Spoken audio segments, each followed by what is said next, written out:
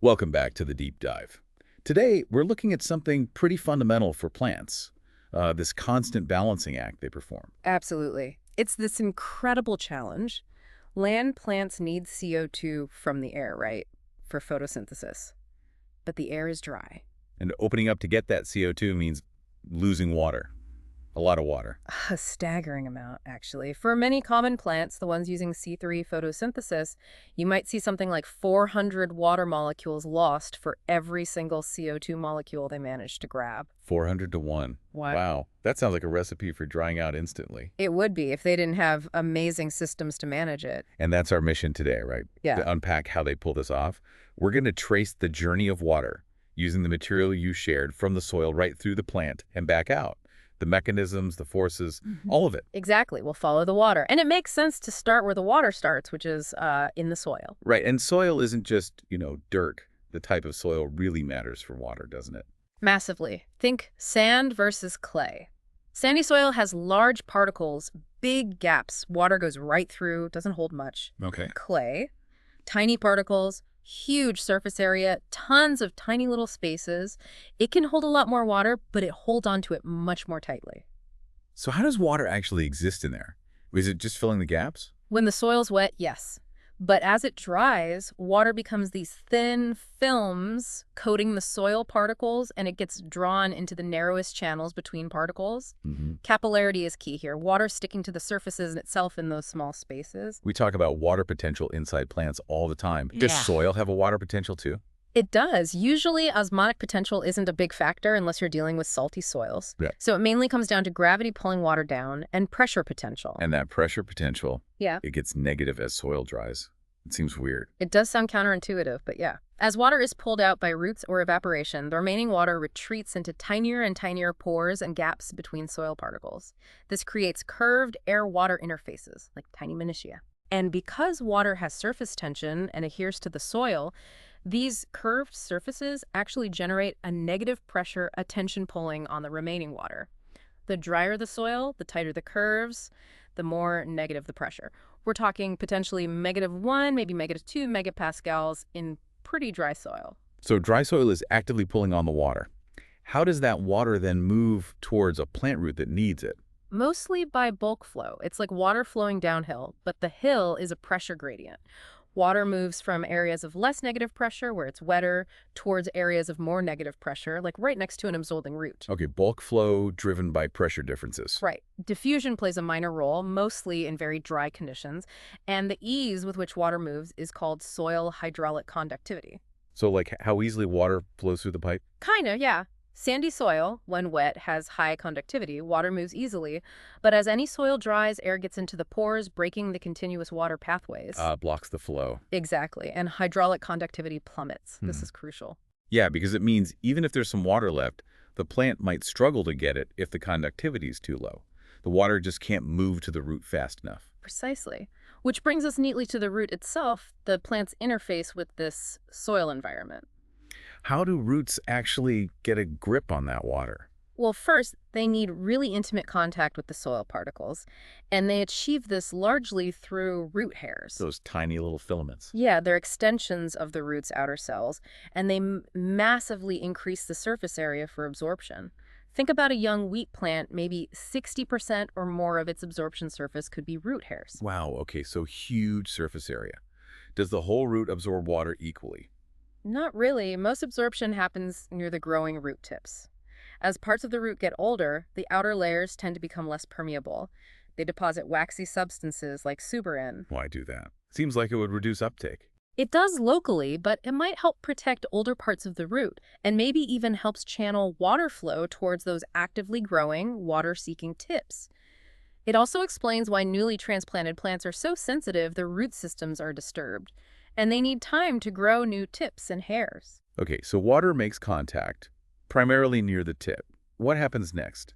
How does it get inside and across the root's outer layers, the cortex? There are basically 3 routes it can take. One is the apoplast pathway, moving through the interconnected cell walls and the spaces between cells, never actually crossing a living membrane. Like seeping through the brickwork instead of going through the rooms. Good analogy. Then there's the symplast pathway. Water enters a cell's cytoplasm and then moves from cell to cell through little connecting bridges called plasmodesmata. Okay, staying within the living parts. Right. And finally, the transmembrane pathway, where water moves across the cell membranes themselves, both entering and exiting cells, probably multiple times. Aquaporins, water channels, likely play a big role here. So, apoplast, symplast, transmembrane. But eventually, all paths lead to the endodermis, right? And that Casparian strip. Yes, the endodermis is this layer of cells surrounding the central vascular cylinder, the xylem and phloem. And embedded within its cell walls is the Casparian strip, this band of waterproof, waxy material. Like a gasket. Exactly like a gasket. It completely blocks that apoplast pathway, the seeping through the brickwork route. So any water and dissolved minerals traveling in the cell walls must cross a plasma membrane and enter the symplast or transmembrane pathway to get past the endodermis. It's a checkpoint. The plant forces everything to go through a living cell membrane before it reaches the central plumbing system. Control point. That's the key idea. It allows the plant to regulate what gets into the xylem. And those aquaporins we mentioned, they're critical for getting water across those membranes efficiently. Root permeability really depends on them. Can their function be affected? Oh, definitely. Things like low temperature or low oxygen and waterlogged soils can hinder root respiration. This changes the cell's internal pH, which can affect how well the aquaporins work, reducing water uptake even if water is available. Keeping those channels open takes energy. Interesting. Now, before we get water into the xylem proper, there's this thing called root pressure. Right. This happens mainly when transpiration water loss from leaves is very low, like at night, and the soil is nice and wet. Roots keep actively pumping mineral ions into the xylem. Okay. This makes the xylem sap more concentrated, lowers its solute potential, and thus lowers its overall water potential. Water then naturally flows in from the soil via osmosis. Pushing water in. Exactly. It creates a positive hydrostatic pressure in the xylem. It's not super strong, maybe 0.1 or 0.2 MPa, certainly not enough to push water up a tall tree, but it can be enough to cause guttation. Guttation, that's the dewdrops on leaf tips in the morning. Not exactly dew, but yeah, those liquid droplets on leaf edges. It's xylem sap being literally forced out through special pores called hydothodes because of that positive root pressure when there's no transpiration pulling water out. You see it most often in cool, humid mornings. And it might help dissolve gas bubbles, too. That's one theory, yeah. It might help refill any small embolisms that formed overnight. Okay, so water's crossed the endodermis, maybe gotten a little push from root pressure, and now it's in the xylem. This is the superhighway, right? Absolutely. The xylem conducts the vast majority of the water upwards, like over 99.5% of the path length in a meter-tall plant. It's designed for efficient, low-resistance, long-distance transport. And it's made of specific cell types. Two main types, tracheids and vessel elements. The crucial thing to remember is that these cells are dead when they're functional. They are essentially hollow, reinforced tubes. Dead cells forming pipes. Okay. Tracheids are long, spindle-shaped cells found in all vascular plants. Water moves between overlapping tracheids through pits, thin areas in their walls. Vessel elements are generally shorter and wider, and they stack end to end. Their end walls are perforated or completely removed, forming continuous pipes called vessels. Angiosperms, the flowering plants, rely heavily on these wider vessels. Wider sounds more efficient. Hugely more efficient. Water moves through the xylem by pressure-driven bulk flow, just like water in a garden hose. And the flow rate, according to Poisson's equation, is proportional to the radius to the fourth power. Fourth power, so doubling the radius. Increases flow rate 16 times. That's why plants that need to move a lot of water quickly, like vines, often have very wide vessels. 16 times. Okay, that explains why vessel evolution was such a big deal. It's vastly more efficient than moving water cell by cell across membranes. Orders of magnitude more efficient. The pressure gradient needed to drive flow through xylem is tiny compared to what you'd need for the same flow across living cells. Which brings us to the big question. How do you get water 100 meters up a giant redwood? Gravity alone needs about 1 megapascal of pressure pushing up just to counteract it. Right. Then there's friction in the pipes. Right. Friction or resistance might add another megapascal in a really tall tree. So you need a total pressure difference of around 2 MPa from bottom to top.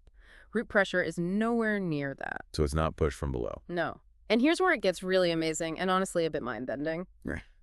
The water is pulled from the top. Pulled? How? It's the cohesion-tension theory.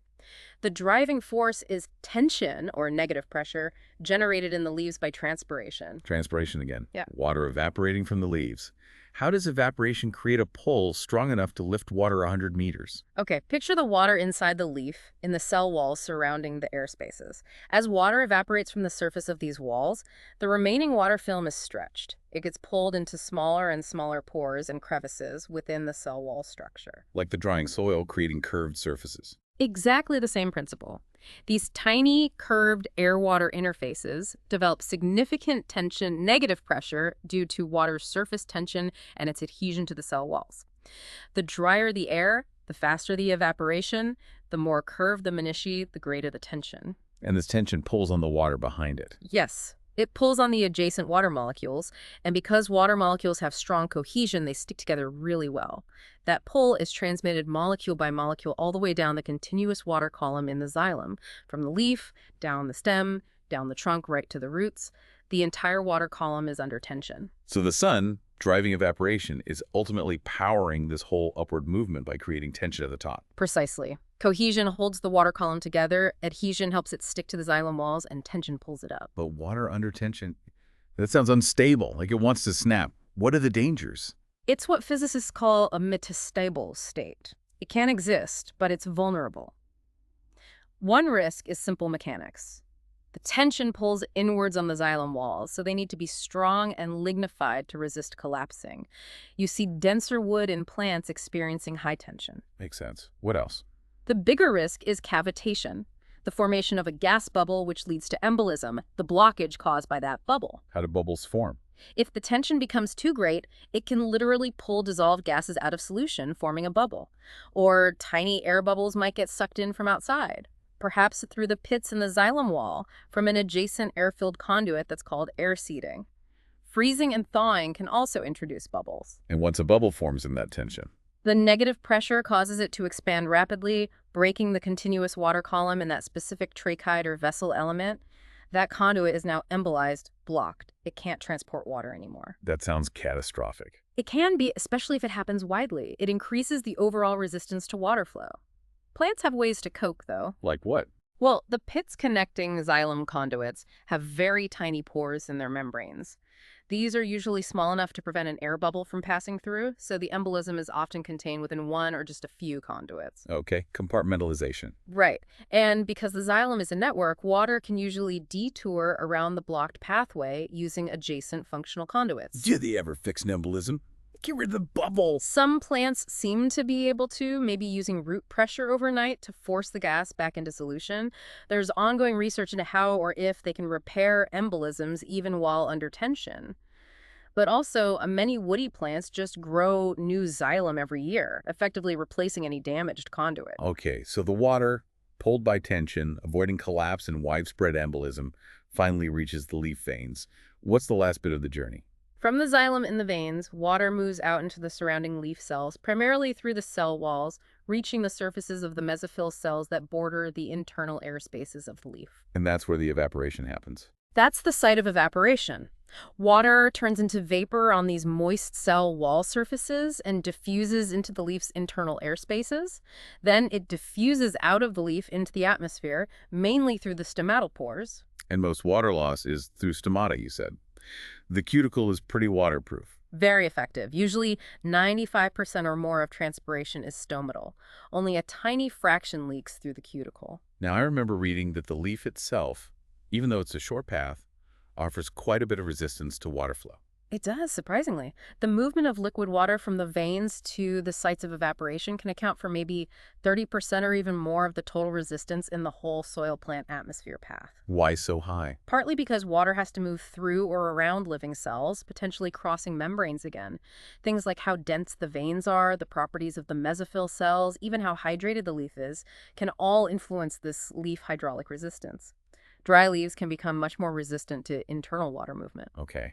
And the driving force for water vapor leaving the leaf is? It's the difference in water vapor concentration between the inside of the leaf and the outside air.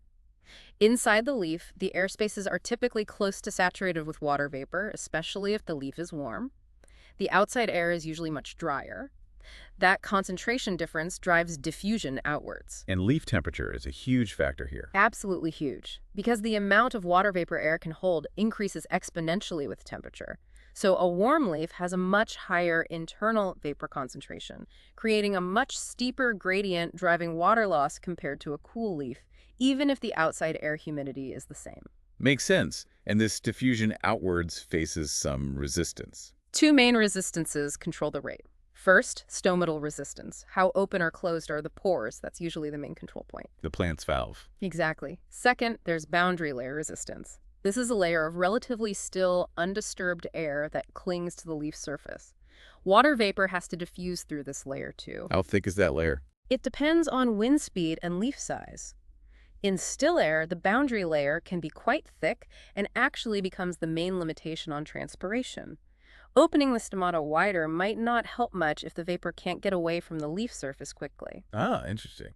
But in windy conditions, the boundary layer is stripped away, it's very thin, resistance is low, and then stomatal resistance becomes the dominant controller of water loss. So things like leaf hairs or having stomata sunken in pits, those could increase the boundary layer resistance. Precisely. They trap still air, slowing down water loss, especially in wind. Leaf size and shape also play a role. Some plants even change their leaf angle during the day to reduce sunlight absorption, stay cooler, and lower that internal vapor concentration. Yeah. Or they might roll up their leaves when stressed to increase the boundary layer. Wilting itself reduces the surface area facing the sun. Lots of strategies. But the main dynamic control is the stomata themselves. Definitely. They are the primary regulators balancing water loss with CO2 gain. Open during the day for photosynthesis, closed at night generally. And they close down when water gets scarce. Yes, that's the critical drought response.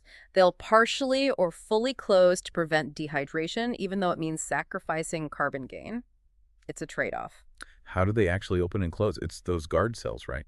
Yes, pairs of specialized guard cells surround each stomatal pore. They have these really interesting, unevenly thickened cell walls. And importantly, the cellulose microfibrils within their walls are arranged radially, like spokes on a wheel around the pore. Okay. Why is that structure important? Because when the guard cells take up water and their internal pressure, their turgor, increases, that radial arrangement of cellulose fibers forces them to lengthen and bow outwards, away from each other, opening the pore between them. So increased turgor opens the pore. How do they increase turgor? By actively pumping ions like potassium into themselves, and also by making organic solutes. This lowers their internal solute potential, which lowers their water potential. Water then flows in via osmosis, turgor builds up, and the stoma opens. And to close. They actively pump the solutes back out. Water follows osmotically, turgor drops, and the guard cells become flaccid, closing the pore. In many plants, especially flowering plants, neighboring subsidiary cells also participate, changing their turgor in concert with the guard cells to help drive faster and wider opening or closing.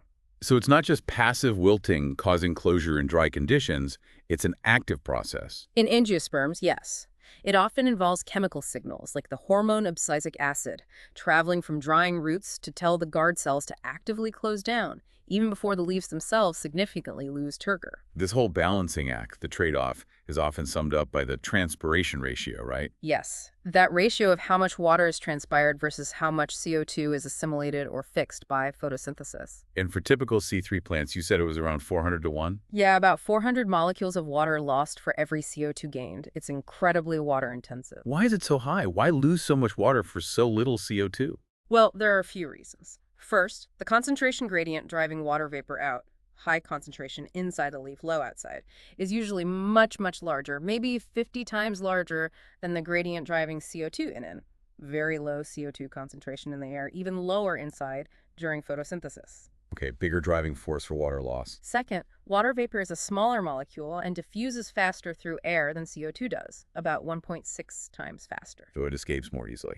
And third, CO2 has a longer path inside the leaf. It has to diffuse through the air spaces, then dissolve, cross cell membranes, and diffuse through the cytoplasm to get to the chloroplast where photosynthesis happens. Water just evaporates from the cell walls near the air space and diffuses out. It makes sense. But some plants do better. C4 and CAM plants. They do. C4 plants like corn or sugarcane has a special mechanism to concentrate CO2 internally. This lets them maintain a very low CO2 level right near the stomata, steepening the CO2 gradient. Ah, so they can get enough CO2 even with their stomata not as wide open. Exactly. Smaller stomatal opening means less water loss. Their transpiration ratio is often around 150 to 1, much better. And sham plants, Yeah. like desert succulents. Even more efficient, their ratio can be as low as 50 to 1. They do something really clever. They open their stomata only at night. At night. That's But there's no light for photosynthesis. correct. Yeah. They take up CO2 at night when it's cooler and usually more humid, so the water vapor gradient is much smaller, minimizing water loss. They temporarily store that CO2 as an organic acid. Then, during the day, they close their stomata tightly and release the stored CO2 internally to use for photosynthesis using sunlight energy. Wow. Night shift for CO2, day shift for photosynthesis, stomata closed. Very smart. It's a fantastic adaptation for extremely dry environments. So let's try and pull this whole journey together. We've gone from water held in the soil by capillary forces, Moving by bulk flow towards roots driven by pressure gradients. entering the root, getting filtered by that Casparian strip checkpoint. Then pulled upwards through the dead xylem pipes under significant tension, negative pressure. A tension created by evaporation from leaf cell walls, powered by the sun, with water's cohesion holding the column together. All while fighting the constant risk of that column breaking due to cavitation. Until finally, water vapor diffuses out through stomata, whose opening is carefully regulated to balance this water loss against the need for CO2. That's the essence of the soil-plant atmosphere continuum, a flow path involving different mechanisms, bulk flow, osmosis, diffusion, but ultimately driven by the tension generated by evaporation, pulling water against the forces holding it in the soil. And largely a physical process, the bulk flow part, driven by the sun, but facilitated and controlled by incredibly elegant biological structures and mechanisms. Exactly. The low-resistance xylem, the huge surface area of roots, the dynamic control of stomata, it's all evolved to manage this fundamental conflict. So reflecting on all this, it really underscores the sheer complexity and, frankly, the toughness of plants. They operate under physical conditions like massive tension in tall trees that seem almost impossible. It really does make you appreciate what's going on inside a plant, especially a large tree. Which leads to a final thought. Considering those immense tensions, the risk of cavitation, the physics of water cohesion, what are the absolute upper limits? Is there a maximum height a tree could possibly grow, dictated purely by the physics of water transport? That's a fascinating question that scientists still debate.